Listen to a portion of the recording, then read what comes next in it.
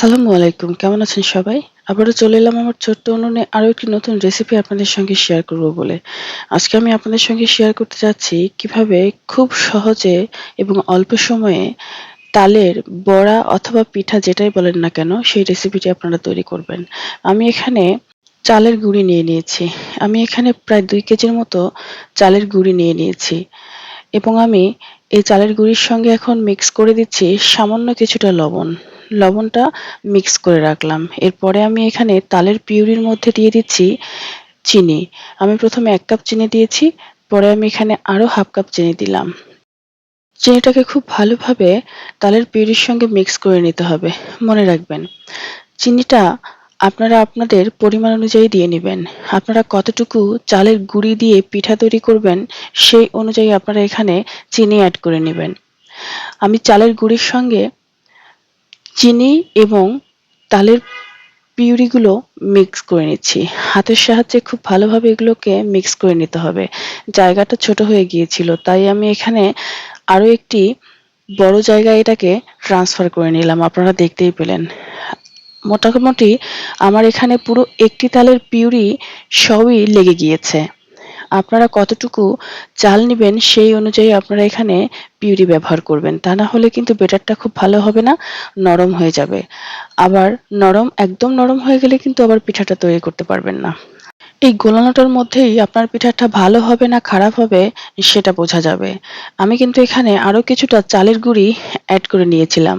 আপনারা যখন দেখবেন এটা গোলানোর পরে খুব বেশি পানসে হয়ে গেছে, তখন কিন্তু আপনারা কিছুটা চালের গুঁড়ি এড করে নিলেই ব্যাটারটা খুব চমৎকার হয়ে যাবে। আর যদি দেখেন যে ব্যাটারটা শক্ত হয়ে গিয়েছে, সেই ক্ষেত্রে আপনাদেরকে পিউরিটা এড করে নিতে হবে।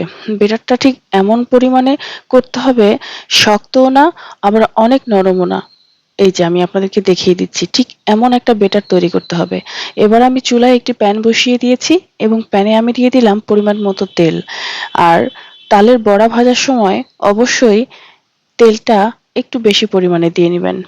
তাহলে বড়াগুলো খুব ভালোভাবে ভাজা হয়ে যাবে এবং ভিতরটা সফট হবে, উপরটা মুচমুচে হবে।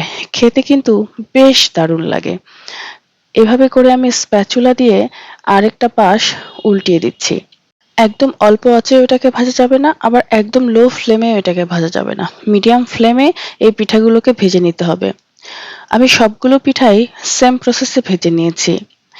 যখন কালারটা ঠিক এরকম হয়ে আসবে তখনই পিঠাগুলোকে নামিয়ে নিবেন। আপনারা দেখেই বুঝতে পারবেন যে পিঠাগুলো হয়ে গিয়েছে। ঠিক সেই মুহূর্তে পিঠাগুলো নামিয়ে নিবেন। সত্যি এত সহজ আর এত তাড়াতাড়ি যে এই তালের বড়া বানানো যায়, আপনারা তো আমার রেসিপিটি দেখেই বুঝতে পারছেন।